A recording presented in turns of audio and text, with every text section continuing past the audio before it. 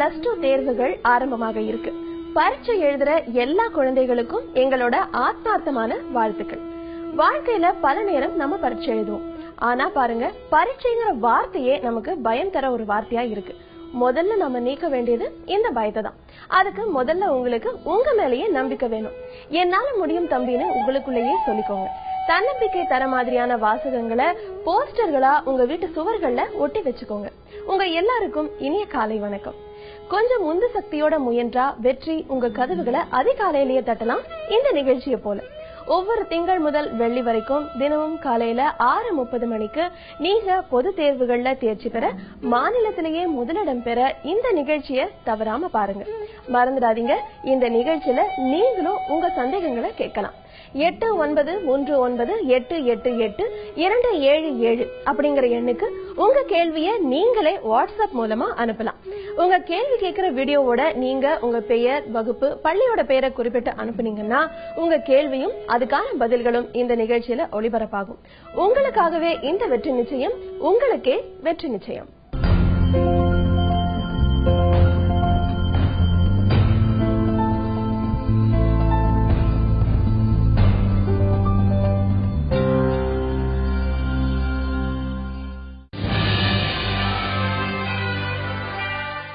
Tenth சயின்ஸ்ல ஒரு doubt. போன வருஷம் சென்டம் நிறைய வந்துச்சு, ஆனா இந்த வருஷம் சென்டம் அவாய்ட் பண்ணுன்றதுக்காக நிறைய புக்கிங் சேர் கொஸ்டின் கேட்கறாங்க. அந்த மாதிரி புக்கிங் சேர் கொஸ்டினை எப்படி ப்ரிப்பேர்டா வரதுன்னு எனக்கு கொஞ்சம் சொல்லுங்க. இப்போ வந்து 17 லெசன், அதில் 16 லெசன் படிக்கணும். ஒரு லெசன் வந்து ப்ராக்டிகலுக்கு மட்டும், ப்ராக்டிகல் ஓரியன்டட் லெசன், அதை விட்டுருங்க. 16 லெசனில் இருக்கிறதுல ரிமைனிங் வந்து அதாவது 10 பேஜஸ், ஒரு நாளைக்கு 10 பேஜ் படிங்க. அது உங்கள் கிளாஸ் டீச்சர், உங்கள் சப்ஜெக்ட் டீச்சரை சொல்லுங்கள், கொஸ்டின் ப்ரிப்பேர் பண்ணி தர சொல்லுங்கள். அந்த 10 பேஜஸில் அதை நீங்கள் என்ன பண்ணுங்க, எழுதி பாருங்கள். அதே மேம்கிட்ட கொடுத்து நீங்கள் கரெக்ஷன் பண்ணி வாங்கிக்கோங்க. அந்த மாதிரி நீங்கள் வாங்கிட்டீங்க அப்படின்னு சொன்னால், அந்த மாதிரி ஒவ்வொரு லெசனையும் அந்த மாதிரி நீங்கள் ப்ரிப்பேர் பண்ணீங்க அப்படின்னு சொன்னால் 1 மார்க் இருக்கிற அது அந்த மிஸ்டேக்கை நீங்கள் அவாய்ட் பண்ண முடியும். 1 மார்க்கில் நம்ம அட்டன் பண்ண முடியாமல் இருக்கக்கூடிய அந்த மிஸ்டேக்கை நம்ம ஈஸியாக அவாய்ட் பண்ணிடலாம். அப்புறம் இன்னொரு விஷயம் என்ன, 1 மார்க்கில் இன்னொரு விஷயத்தை என்ன சொல்லலாம் அப்படின்னு சொன்னால், இப்போ புக்குக்குள்ளேயே நம்ம லெசனுக்கு இடையில பார்த்தீங்கன்னா அங்கங்கே பாக்ஸ் எல்லாம் இருக்கும். அதில் மோர் டு நோ, அதை மேலும் தெரிந்து கொள்க, அப்புறம் இம்பார்ட்டன்ட் நோட்ஸ் குறிப்பு அப்படின்லாம் இருக்கும். ஸோ அந்த மாதிரி குறிப்பு, அந்த நோட்ஸு இதெல்லாம் நீங்கள் அதுலேருந்து நிறைய கொஸ்டின் கேட்குறாங்க. ஸோ அதை நீங்கள் ப்ரிப்பேர் பண்ணீங்க அப்படின்னா கண்டிப்பாக உங்களுக்கு அந்த ஈஸியாக அந்த மார்க்கு, ஃபுல் மார்க் உங்களால் அந்த 1 மார்க்கை வாங்கிட முடியும். அடுத்தது என்ன பண்ணணும் அப்படின்னா, ப்ரெசன்டேஷன் நீட்டாக ப்ரெசென்ட் பண்ணுங்கள். என்ன விஷயம் அதை நீட்டாக எழுதி அதை அப்படியே அந்த இப்போ வந்து டயக்ராம் போடுறோம்னா அந்த டயக்ராம் லேபிள் பண்ணும், அந்த பார்ட்ஸ் லேபிள் பண்ணும்போது அதை வந்து எல்லாத்தையும் ஒரே சைடு கொண்டு வந்தீங்கன்னா பார்க்கறதுக்கு நீட்டாக இருக்கும். ஸோ உங்களுக்கு ஃபுல் மார்க் கிடைக்கிறதுக்கான வாய்ப்புகள் அதிகமாக இருக்குது. அந்த மாதிரி ஒவ்வொரு விஷயத்தையும் நீங்கள் வந்து என்ன பண்ணுங்கள், பார்த்து ப்ரெசென்ட் பண்ணுங்கள். இதில் வந்து இன்னொரு பசங்களுக்கு நிறைய டவுட் கேட்குறேன். என்ன இன்னொரு டவுட் கேட்குறாங்கன்னா, இப்போ கொஸ்டினில் வந்து இந்த லாஸ்ட் லெசனில் பார்த்தீங்க அப்படின்னா மேக்னடிக் ஃபீல்ட் லெசன், அந்த லெசனில் பார்த்தோம்னா ஃபர்ஸ்ட் கொஸ்டின் ஏசி ஜெனரேட்டர்னு ஒரு கொஸ்டின் இருக்கும். அந்த கொஸ்டினில் ஃபர்ஸ்ட் ஏபிசி அப்படின்னு இருக்கு இல்லையா, அதில் ஏல வந்து ரீட்ரா த டயக்ராம் அப்படின்னு இருக்கும். ரீட்ரா த டயக்ராம், ஸோ படம் வரைஞ்சிரும். அதே கொஸ்டின்லேயே தேர்ட் ஒன் பார்த்தோம் அப்படின்னா என்ன இருக்குன்னா, லேபிள் த பார்ட்ஸ் அப்படின்னு இருக்கு. அப்போ பசங்க என்ன டவுட் கேட்குறாங்க, சார் அந்த டயக்ராம் நான் மறுபடியும் போடணுமா அப்படின்னு கேட்குறாங்க. ஸோ அதுக்கு அவசியம் இல்லை. அதை எப்படி சார் அவாய்ட் பண்ணுறதுன்னா, இப்போ ஏல அந்த ஏசி ஜெனரேட்டர் டயக்ராம் போடுறீங்க, போட்டுட்டு இப்போ வந்து ஆர்மச்சூர் அப்படின்னா அதை ஏ அப்படின்னு மார்க் பண்ணுங்க, ஸ்லிப் ரிங்ஸ் அப்படின்னா பின்னு மார்க் பண்ணுங்க. ஸோ ஒவ்வொரு பார்ட்டையும் ஏபிசிடி அப்படின்னு மார்க் பண்ணிட்டு அதை தேர்ட் கொஸ்டின் அதை எழுதும்போது ஏ ஆர்மச்சூர் அப்படின்னு ஏன்னு மட்டும் போட்டால் போதும், நீங்கள் அந்த டயக்ராமை நீங்கள் திருப்பி போடணும் அப்படின்னு அவசியம் இல்லை. ஸோ இந்த மாதிரி நீங்கள் என்ன பண்ணிக்கலாம், அட்டன் பண்ணிக்கலாம். இதில் இந்த பயாலஜிக்கல் சயின்ஸை பொறுத்த வரைக்கும் இன்னொரு விஷயம் என்ன இருக்குது அப்படின்னு சொன்னால், அது சென்டம் போகிறதுக்கு அது வந்து சென்டம் போடாமல் நம்மளை வந்து இழுத்து அடிச்சு விட்டோம். எப்படின்னா, இப்போ ஃபர்ஸ்ட் லெசனை பொறுத்த வரைக்கும் லாஸ்ட் என்ன பண்ணாங்க, ஃபர்ஸ்ட் லெசன்லேருந்து 5 மார்க் கேட்டாங்க. ஆனால் இந்த லெசனில் என்ன பண்ணுறாங்கன்னா, ஃபர்ஸ்ட் லெசனில் கட் பண்ணிவிட்டு தேர்ட் லெசன்லேருந்து 5 மார்க் கேட்குறாங்க. ஸோ நீங்கள் என்ன பண்ணணும், இப்போ தேர்ட் லெசனை படிக்கணும். ஃபர்ஸ்ட் லெசனில் நீங்கள் 5 மார்க் படிக்க தேவையில்ல, 1 மார்க்கு 2 மார்க்கு அதை மட்டும் நீங்கள் ப்ரிப்பேர் பண்ணிங்கன்னா போதும். இப்போ நம்ம இந்த சென்டம் வாங்கணும் அப்படிங்கும்போது, இப்போ 2 மார்க் பொறுத்த வரைக்கும் உங்களுக்கு எப்படின்னா, டயக்ராம் சம்னா ஸ்கில்லில் வந்து 4 கொஸ்டின் கேட்கணும். இது ப்ளூ பிரிண்ட். அந்த ஸ்கில்ல 4 கொஸ்டினில் 4 டயக்ராம் வரணும், இல்லைன்னா சம் வரணும். கண்டிப்பாக என்ன ஆகுதுன்னா அப்படின்னா, இப்போ கொஸ்டின் வர மாடல்லாம் 4 or 5 கொஸ்டின் வந்து டயக்ராம் கொஸ்டின் வருது. அது இல்லாமல் வந்து சம்ஸ் வருது. ஃபிசிக்ஸ் கெமிஸ்ட்ரியிலேருந்து சம்ஸ் கேட்குறாங்க. அதுவும் நம்ம ஈஸியாக என்ன பண்ணுவோம், ஈஸியான சம் தான். ரொம்ப ஈஸியாக இருக்கும் அந்த சம்மெல்லாம். ஒரு 2 ஸ்டெப்லேயே முடிஞ்சு போயிடும். அது ஈஸியாக இது பண்ணலாம். இந்த பசங்க இப்போ உள்ள இந்த சின்ன பசங்க என்ன பண்ணுறாங்க, 10th படிக்கிற பசங்க யூனிட்ல மிஸ்டேக் பண்ணுறாங்க. ஒரு கொஸ்டினை எழுதுறாங்க, சம் போடுறாங்க, யூனிட் லாஸ்ட்டாக யூனிட்டை விட்டுடுறாங்க. இப்போ 2 சம்மில் அந்த மாதிரி யூனிட்டை அவாய்ட் பண்ணும்போது என்ன ஆகுது அப்படின்னு சொன்னால் ஆஃப் மார்க் கம்மி பண்ணுவாங்க. ஆஃப் மார்க் கம்மி பண்ணும்போது 1 மார்க் போயிடும். ஸோ இப்போ தியரியில் 75 இல்லையா, அதில் 74 தான் வரும். அப்போ சென்டம் மிஸ் ஆகிறதுக்கு நமக்கு நிறைய சான்சஸ் இருக்குது. அப்புறம் 5 மார்க் பொறுத்த வரைக்கும் பார்ட், அதாவது 5 மார்க்கில் வந்து 4 பார்ட் இருக்கும். Zoology, botany, physics, chemistry. So ஒவ்வொரு பார்ட்டுக்கும் 2 கொஸ்டின் கொடுத்துருப்பாங்க. அதில் வந்து நீ என்ன பண்ணணும், ஒரு கொஸ்டினை எழுதுனா போதும். ஒரு கொஸ்டினை எழுதணும் 5 மார்க், ஒரு பார்ட்டுக்கு 5 மார்க். ஸோ 20 மார்க் எழுத போகிறீங்க. இப்போ மேக்ஸிமம் எப்படி கேட்குறாங்கன்னா 20% வந்து புக் இன்சைட் வர்றதுனால உங்களுக்கு 5 மார்க்கும் புக் இன்சைட் வர்றதுக்கு நிறைய சான்சஸ் இருக்குது. ஸோ அந்த மாதிரி வரும்போது பிசிக்கல் சயின்ஸை பொறுத்த வரைக்கும் அந்த 5 மார்க் லெசன் அப்படின்னு பார்த்தோம்னா கெமிஸ்ட்ரியில் ஃபர்ஸ்ட் நான் கெமிஸ்ட்ரியை சொல்கிறேன். Atoms and molecules. Atoms and மாலிகுல்ஸில் புக் பேக்கை தவிர உள்ள புக்கு இன்சைட்லேருந்து எது சார் அதிகமாக இப்போ வந்து ரிப்பீட்டடாக வந்து வந்துட்டு இருக்கு அப்படின்னா அப்ளிகேஷன்ஸ் ஆஃப் அவகாட்ரோஸ் லா. இப்போ அது படிக்கிறோம். அது முடிஞ்சதுக்கப்புறம் mass and weight, differentiate between mass and weight. இப்போ இதுதான் அங்கே வந்து அதிகமாகுது. அது இல்லாமல் சம்ஸ் இருக்குது அதில். ஆனால் சம்ஸ் வந்து நம்ம இதை மிங்கிள் பண்ணி கேட்குறாங்க. இப்போ வந்து இந்த கெமிஸ்ட்ரி பார்க்கும்போது 12th பார்த்தோன்னா அந்த மாதிரி மிங்கிள் பண்ணி கேட்பாங்க. 3 மார்க் 5 மார்க் சேர்த்து 10 மார்க்கில் கேட்குறது. அந்த மாதிரி இப்போ 10th என்ன பண்ணுறாங்க, ஒரு 3 பாயிண்ட் ஒரு கொஸ்டினும் அடுத்த 2 பாயிண்ட் வேற கொஸ்டின் அந்த மாதிரி கேட்குறாங்க. ஸோ அதில் நம்ம ஒரு கொஸ்டின் படிச்சிருப்போம், இன்னொரு ஆப்ஷன் தெரியாது. ஸோ அப்போ வந்து சென்டம் மிஸ் ஆகிறதுக்கு சான்சஸ் இருக்குது. ஸோ அதுக்கு வாய்ப்பு கொடுக்காதீங்க. அப்போ ஃபிசிக்ஸ் எழுதணும்னா அதே மாதிரி தான். ஃபிசிக்ஸ்லேயும் வந்து இப்போ கெமிஸ்ட்ரியில் நான் இம்பார்ட்டன்ட் கொஸ்டின் சொல்லப்போம். அது ஒரு லெசன் சொன்னால் அடுத்தது கார்பனேட்ஸ் காம்பவுண்ட். அதில் முக்கியமான கொஸ்டின் பார்த்தீங்கன்னா புக் பேக்கை தவிர புக் இன்சைடில் அந்த ethanol preparation from molasses question ஒன்று இருக்கும். அது இந்த ஈவில் எஃபெக்ட் ஆஃப் எத்தனால் அந்த கொஸ்டின். இதெல்லாம் ஃபங்க்ஷனல் குரூப். இதெல்லாம் நீங்கள் கொஞ்சம் கான்சென்ட்ரேட் பண்ணி படிச்சிங்க அப்படின்னா இதுலேருந்து 1 மார்க் கூட அதிகமாக அதுலேருந்து வரும். ஸோ அப்போ நீங்கள் அதை வந்து என்ன பண்ணிக்கலாம், அந்த 1 மார்க்லேயும் மார்க் மிஸ் ஆகாமல் நீங்கள் பார்த்துக்க முடியும். இப்போ ஃபிசிக்ஸை பொறுத்த வரைக்கும் 2 லெசன் இருக்குது. அதில் என்னென்ன இப்போ 5 மார்க் லெசன் 3 லெசன், ஆனால் 5 மார்க் லெசன் 2 லெசன் இருக்குது. என்னது 2 லெசன் என்னென்ன அப்படின்னு சொன்னால் லா ஆஃப் மோஷன் கிராவிடேஷன் உங்களுக்கு தெரியும். அது மேக்னெட்டிக் ஃபீல்ட் 17th லெசன்.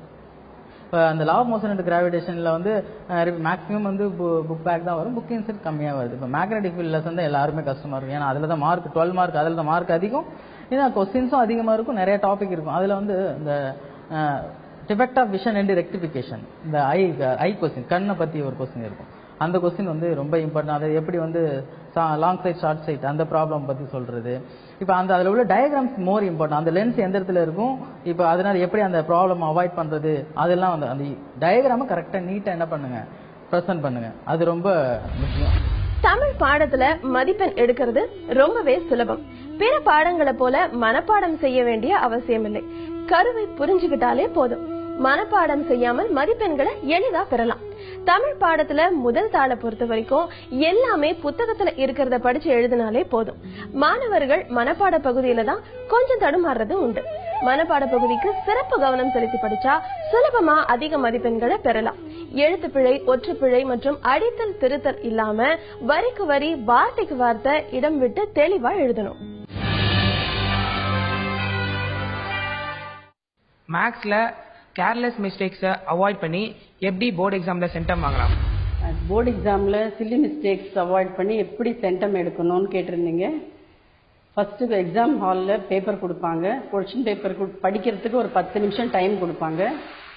அந்த டைமில் வந்து கொஷின்ஸை டீப்பாக படித்து பார்க்கணும். 5 மார்க் கொஷின்ஸ், 2 மார்க் கொஷின்லாம் படித்து எது ரொம்ப நல்லா தெரியுமோ அந்த கொஷின்ஸை டிசைட் பண்ணி வச்சுக்கணும். அதுக்கப்புறம் ஃபஸ்ட்டு ½ அன் ஹவர் வந்து கொஞ்சம் டென்ஷனாக இருக்கும். அந்த டைமில் அப்ஜெக்டிவ்ஸ் அட்டென்ட் பண்ணக்கூடாது. அந்த நேரத்தில் ஃபஸ்ட்டு ஆன்சர் ஷீட் கொடுத்த உடனே 1லேருந்து 15 வரைக்கும் நம்பர் எழுதி ஸ்பேஸ் விட்டுட்டு அதுக்கப்புறம் ப்ராக்டிக்கல் ஜியாமெட்ரி, கிராஃபு 2 எழுதி முடிச்சிடணும். அதுக்கப்புறம் 5 மார்க் கொஷின்ஸ் எல்லாம் எழுதணும். அப்புறம் 2 மார்க் கொஷின்ஸ் எழுதிட்டு லாஸ்ட்டில் அப்ஜெக்டிவ்ஸு நல்லா யோசித்து அடித்தல் திருத்தல் இல்லாமல் கரெக்டாக கொஷின் நம்பர், ஆப்ஷன், ஆன்சர் எழுதணும். மெயினாக சில்லி மிஸ்டேக்ஸ் வந்து கேல்குலேஷன்ஸில் வரும். மல்டிப்ளிகேஷன், அடிஷன்லாம் பண்ணும்போது ஒரு வாட்டி உடனே கிராஸ் செக் பண்ணி பார்க்கணும். ஒரு 3 5s are 15னா சில பசங்க டப்புன்னு 14 எழுதிடுவாங்க. அந்த மாதிரி மிஸ்டேக்ஸ் அவாய்ட் பண்ணோம்னா ஒரு கேல்குலேஷன் பண்ண உடனே இம்மீடியட்டாக செக் பண்ணி பார்க்கணும். கடைசியில் செக் பண்ணோன்னா அது நம்ம கண்ணுக்கு தெரியாது. இந்த மாதிரிலாம் பண்ணிங்கன்னா கண்டிப்பாக சென்டம் எடுக்கலாம். அதே மாதிரி கொஷின்ஸ் பார்த்த உடனே பயப்படக்கூடாது. ஏதோ நமக்கு தெரியுமோ தெரியாதோ எப்படி பண்ண போறோம்லாம் நினைக்காம பீஸ்ஃபுல்லா மைண்டை வச்சுக்கிட்டு எழுதுனீங்கன்னா கண்டிப்பா சென்டம் எடுக்கலாம். தமிழ் 2ஆம் தாள் எடுத்துக்கிட்டா இலக்கண வினாக்கள் மற்றும் அணியை தவிர அனைத்துமே வகுப்பறையில கவனித்ததை எழுதினாலே போதுமானது. படிச்சு மனப்பாடம் செய்யறதுக்கு 2ஆம் தாள்ல எதுவுமே இல்ல. பழைய பொது தேர்வு வினா தாள்களை படிச்சு பயிற்சி செஞ்சாலே தமிழ் பாடத்துல தடுமாற்றம் இல்லாம சுலபமா அதிக மதிப்பெண்களை பெற்றுவிடலாம். சோஷியல் சயின்ஸ்ல மேப்ல மார்க்ஸ் வைஸ் எப்படி இம்பார்ட்டன்ஸ் கொடுக்கணும்? நிறைய பசங்களுக்கு மேப்பை பத்தி நிறைய டவுட்ஸ் உண்டு. இப்போ பார்த்தீங்கன்னா சோஷியல் சயின்ஸ்ல மொத்த மதிப்பெண் மேப்புக்கு 15 மார்க்ஸ் உண்டு. 5 மார்க்ஸ் ஹிஸ்டரி, 10 மார்க்ஸ் ஜியோகிரபி. இப்போ பசங்க நிறைய டவுட் படுவாங்க எப்படி இது பண்றதுன்னு. ஏற்கனவே புக்கு பின்னால கொடுத்துருக்கு நிறைய இடங்கள். எக்ஸசைஸ் நம்பர் 6 இல்லைன்னா எக்ஸசைஸ் நம்பர் 7ல நிறைய கொஸ்டின்ஸ் கேட்டிருக்காங்க. அதுவே சரியா அவங்க மார்க் பண்ண கத்துக்கிட்டாங்கன்னா கண்டிப்பா ஹிஸ்டரியில 5 மார்க்ஸ் வந்துடும். அடுத்தது ஜியோகிரபியில பாத்தீங்கன்னா 10 மார்க்ஸ் இருக்கு மேப்புக்கு. இதே மாதிரி லெசனுக்கு பேக்ல எக்ஸசைஸ் 6ல எல்லாம் ஆல்மோஸ்ட் எல்லா லெசன்ஸ்ல environmental issues and remote sensing தவிர மீதி எல்லா லெசன்ஸ்ல லெசனுக்கு பின்னாலேயே இடங்கள் கேட்டிருக்கு. அது அவங்க மார்க் பண்ண கத்துக்கிட்டாங்கன்னா அவங்களுக்கு 10 மதிப்பெண்கள் கிடைச்சிடும். இதுலயே என்ன பண்ணணும்னா பசங்க ஏற்கனவே நிறைய டவுட்ஸ் இருக்கு, அப்புறமா எப்படி மார்க் பண்றதுன்னு அவங்களுக்கு தெரிய மாட்டேங்குது. ஸ்பெஷலி அக்ரிகல்ச்சரல் ஏரியால சாயில் ஏரியால அவங்க பண்ற தப்பு என்னன்னா, இப்போ ஒரு சாயில் கேட்டாங்கனாக்கா சில பசங்க அது ஒரு சிட்டியா இல்லைன்னா டவுனா டாட் பண்ணி காமிச்சிடுறாங்க. அப்படி பண்ணாம அவங்க என்ன பண்ணணும்னா ஒரு ஜோன், ஒரு எக்ஸாம்பிள் எடுத்துக்கிட்டீங்கன்னாக்கா பிளாக் சாயில், அங்கே வந்து காட்டன் வளருது. ஸோ பிளாக் சாயில் எப்படி காட்டணும் அப்படின்னு சொன்னாக்கா ஒரு ஏரியா ஒரு ஜோன் அப்படி காமிச்சிட்டு அதுல ஷேட் பண்ணி கீழே கரெக்டா அது காமிச்சிட்டு பிளாக் சாயில் அப்படின்னு காமிச்சாங்கனாக்கா அது கரெக்ட் ஆயிடும். ஜஸ்ட் ஒரு டாட் காமிச்சிட்டு இது வந்து பிளாக் சாயில் அப்படி பண்ணா அது தப்பாயிடும். அதே மாதிரி கிராப்ஸ்ல கூட இப்போ வீட் growing area, cotton growing area, tea growing area, area தான் கேட்கிறோம், கல்டிவேஷன் ஏரியா தான் கேட்கிறோம், குறிப்பிட்ட ஸ்பாட் கேட்கல. ஸோ ஸ்பாட் இல்லாம அந்த ஒரு ஏரியா காமிச்சிட்டு அதை ஷேட் பண்ணி நீங்க வந்து அதுக்குடைய கீழே மேப்ல ரைட் ஹேண்ட் சைடு கொடுத்துட்டீங்கன்னா அதுல ஃபுல் மார்க்ஸ் கிடைச்சிடும்.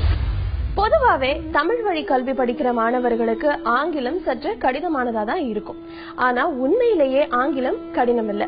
பழக்கத்தால ஆங்கிலத்தை அடிமையாக்கி விடலாம் அப்படிங்கறத மாணவர்கள் முதல்ல புரிஞ்சு பயத்தை தவிர்க்கணும்.